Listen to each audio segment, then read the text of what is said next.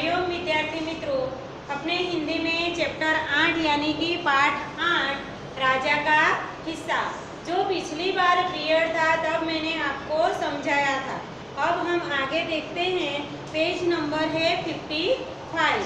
अगर आपके पास बुक हो तो आप लोग खोलिए और 55 पेज निकालिए। यहाँ पे अभ्यास का प्रश्न एक है, निम्नलिखित संवाद किसने कहा, किससे कहा, क्यों कहा, ये हमको लिखना है। ठीक है। उसका पहला है, भले आदमी तुम यह क्या अत्याचार कर रहे हो, भला कहीं स्त्री को भी हल में जोता जाता है। तो यह वाक्य मैं लिखती हूँ यहाँ पे बोर्ड में, आप लोग मेरे साथ लिखना। ठीक है।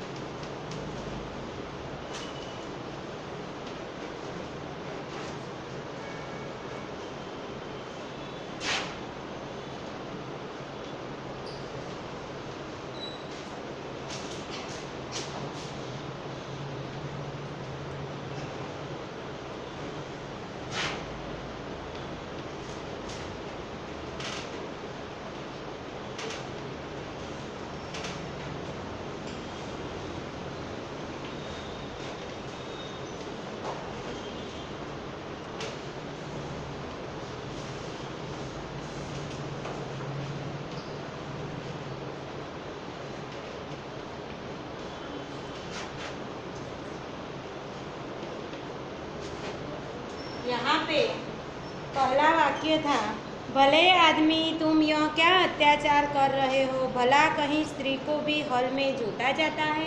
तो यह वाक्य राजा भोज ने किसान से कहा क्योंकि उसके हल में एक ही बैल था, दूसरे बैल की जगह उसकी स्त्री हल खींच रही थी।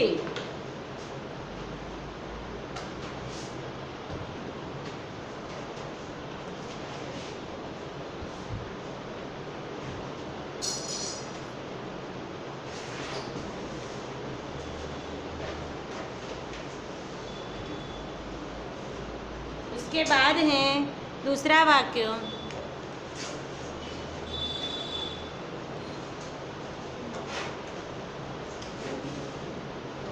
जो कहना है मेरे साथ चलते चलते कहो, मेरा काम क्यों रोक रहे हो। यह वाक्य किसने कहा, किससे कहा, क्यों। तो जो कहना है मेरे साथ चलते चलते कहो, यह वाक्य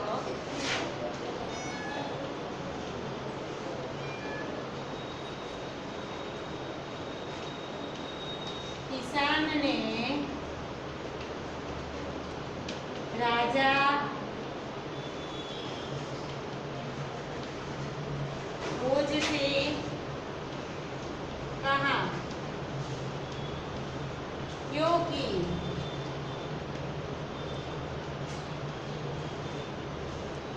उसके पास समय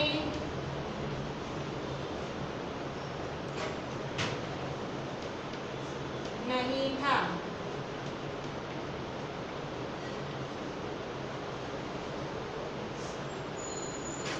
यह वाक्य किसान ने राजा भोज से कहा क्योंकि उसके पास समय नहीं था। उसके आगे तीसरा वाक्य है, भले आदमी इस प्रकार तो तुम्हारी पत्नी थक जाएगी और थकावट की वजह से कोई दूसरा कार्य भी नहीं कर सकेगी।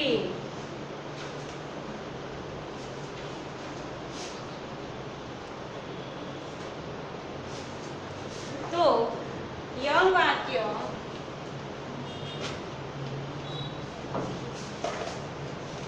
राजा भोज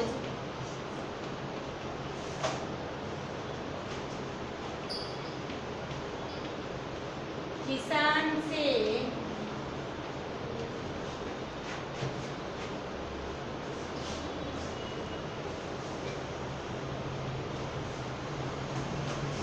कहता है क्योंकि राजा को उसकी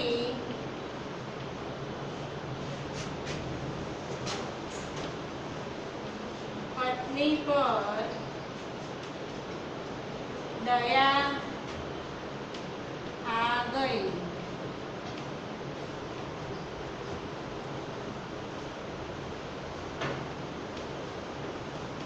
क्योंकि वह एक बैल की जगह जूती हुई थी।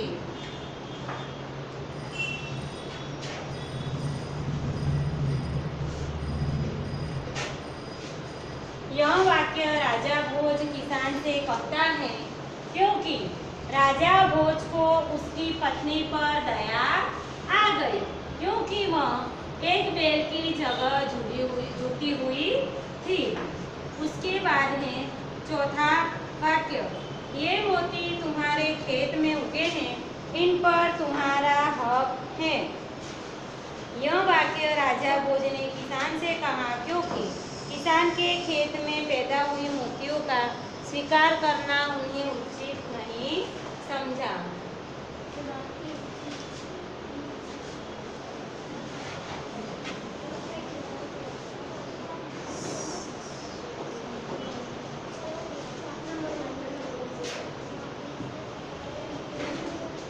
चौथा वाक्य, ये मोती तुम्हारे खेत में उगे हैं।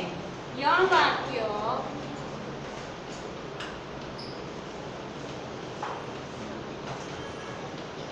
राजा भोज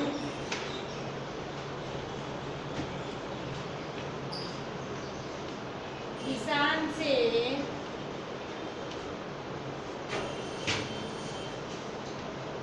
कहता है क्योंकि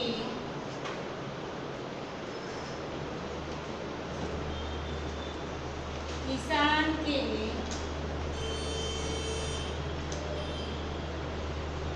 खेत में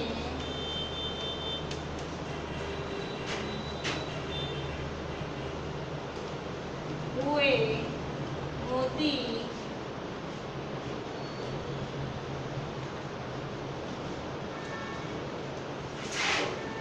का राजा अस्वीकार करे।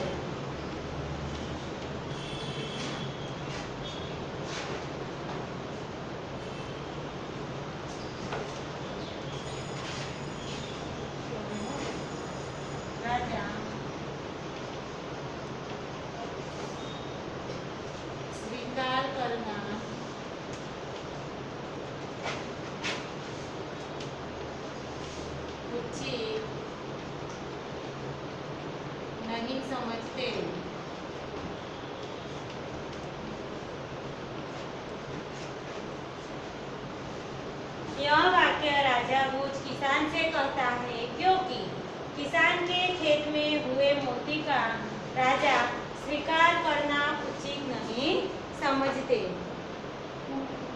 उसके आगे है 5वां वाक्य।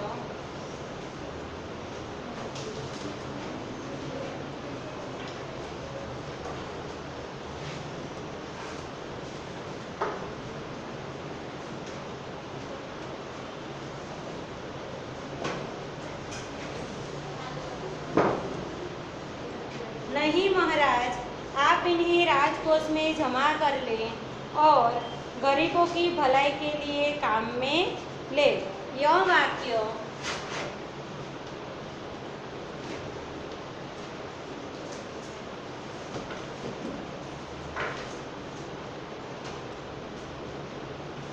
किसान ने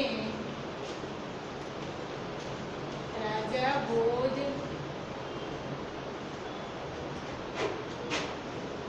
से कहा। यह वाक्य किसान ने राजा भोज से कहा, क्योंकि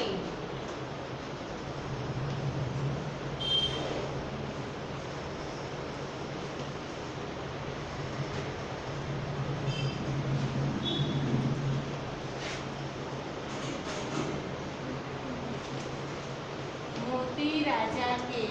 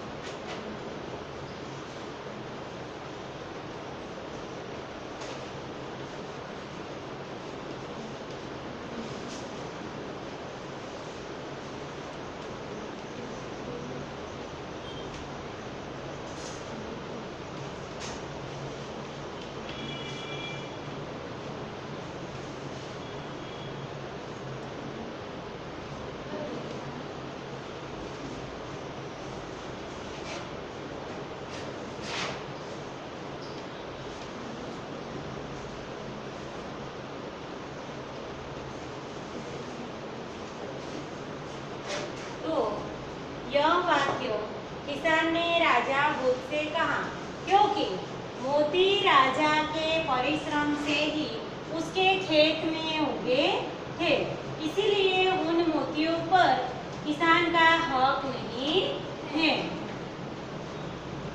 तो उसके बाद है प्रश्न 2, पढ़िए और चर्चा कीजिए। जैसे कि यहाँ पे लड़के विद्यालय में पढ़ते हैं, संयुक्त अक्षर हैं, द बराबर आधा द है प्लस य बराबर यानी कि विद्यालय।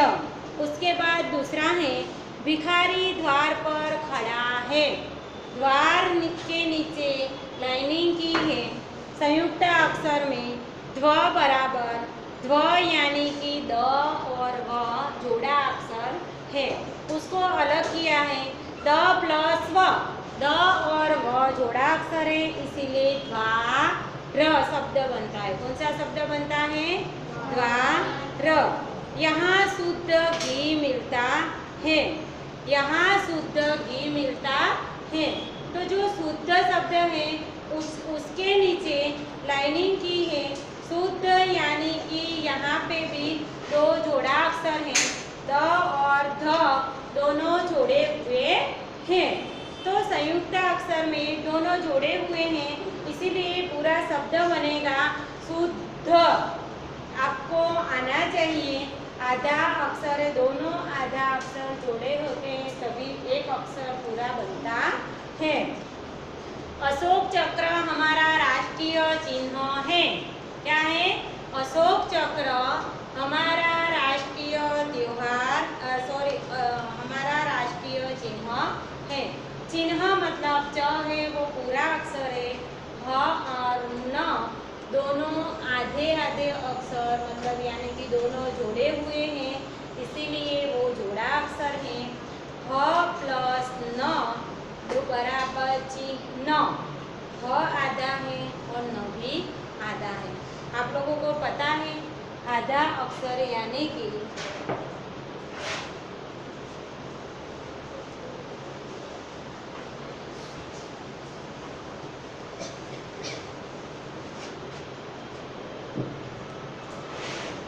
जैसे कि ह, इसको आधा होता है इसीलिए थोड़ा ऐसे करते हैं, प्लस म,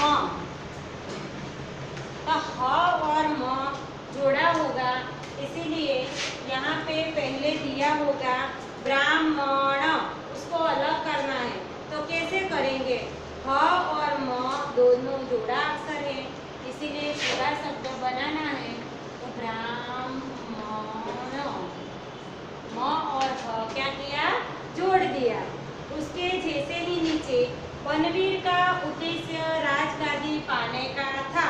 तो जो उद्देश्य है, उद्देश्य मतलब दो द है, एक आधा द है, दोनों आधे आधे यानी कि पूरा उद्देश्य। यहाँ पे चिन्ह दिया था और यहाँ पे फिर से ऐसे ही न था, फिर न, तो चिन्ह ऐसे लिखा जाता है।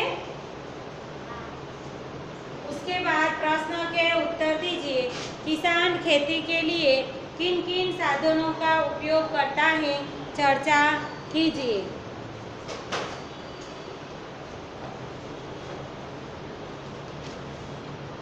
तो किसान खेती के लिए हल, बैल, ट्रैक्टर, कुदाल, फावड़ा, हाशिया आदि साधनों का उपयोग करता है।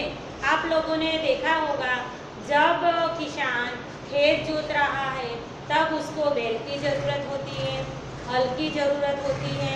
उसके बाद ट्रैक्टर, कुदाल, फावड़ा, हाशिया आदि साधनों का किसान उपयोग करता है। उसके बाद दूसरा प्रश्न है, किसान खेती करके कौन कौन सी फसलें पैदा करता है? किसान खेती करके कौन कौन से फसलें पैदा करता है? जैसे कि गेहूँ, मक्का, बाजरा, खाने की सारी चीज़ें किसान पैदा करता है। ठीक है, सरसों, गेहूँ, जौ, चना फसल आदि पैदा होती है। खरीफ की फसल ज्वार, बाजरा, दालें, चावल, गन्ना, गन्ना यानी कि शेरडी, गन्ना का अर्थ क्या होता है? शेरडी, गन्ना का अर्थ है शेरडी। उसके बाद तीसरा प्रश्न है, आपके गांव के आसपास में कौन कौन सी फसलें ज़्यादा होती हैं? तो आपके गांव के आसपास में रबी की फसल ज़्यादा होती है। इस फसल में गेहूँ, जौ, चना और सरसों पैदा होती है। हमारे आसपास के खेतों में चना, सरसों, गेहूँ ये सब चीज़ें पैदा होती हैं। उसके आगे हैं, आप किसान बनना चाहोगे? हाँ तो क्या, क्यों नहीं तो क्या?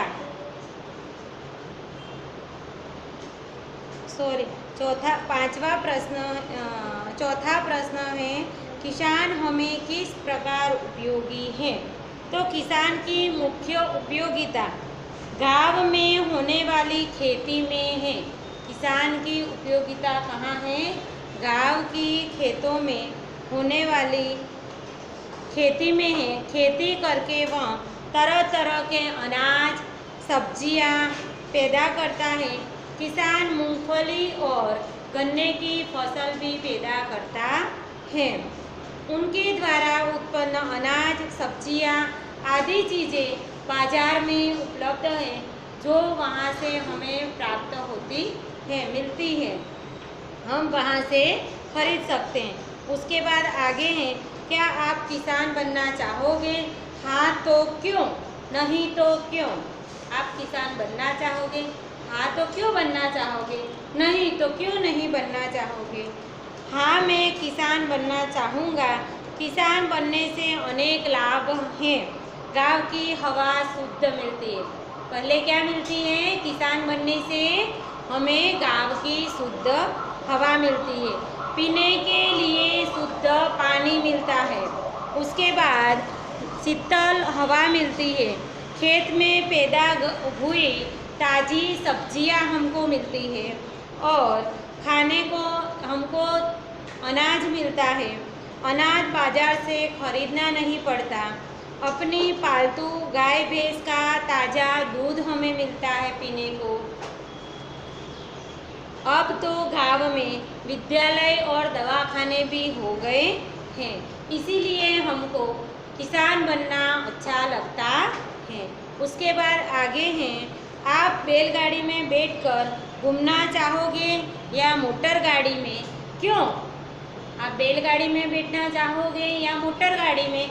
अभी तो सब लोगों को मोटर गाड़ी में रोज घूम घूम कर थक गए, इसलिए नेचुरल अच्छा लगता है। क्या लगता है? नेचुरल। इसीलिए सबको मोटर गाड़ी से ज़्यादा बैलगाड़ी अभी लोगों को बहुत पसंद है। जैसे कि यो तो मोटर गाड़ी में घूमना मुझे पसंद है, परंतु अभी जो वर्तमान परिस्थिति है में मुझे बैलगाड़ी ही ज़्यादा अच्छी लगती है। पेट्रोल और डीजल की कीमतें लगातार बढ़ती जा रही हैं और ज़्यादा उचित लगती है। इनकी आपूर्ति पर से ज़्यादा भरोसा नहीं किया जा सकता। आए दिन मोटर गाड़ियों की दुर्घटना होती रहती है। बैलगाड़ी की यात्रा अधिक मज़ेदार, सस्ती और सुरक्षित है। अंत में बैलगाड़ी में बैठकर घूमना चाहूँगा। और पशु हमारे मित्र हैं, इस विषय पर चर्चा कीजिए। तो पशु हमारे मित्र हैं। पशु में जैसे गाय, भैंस, बकरी, गेटू, ये सब पशु आ गए। जैसे कि पशु में गाय हमको दूध देती है। जैसे कि गाय माता को पूजा जाता है, गाय माता कहते हैं। गाय के अलग अलग कलर होते हैं और वो हमारे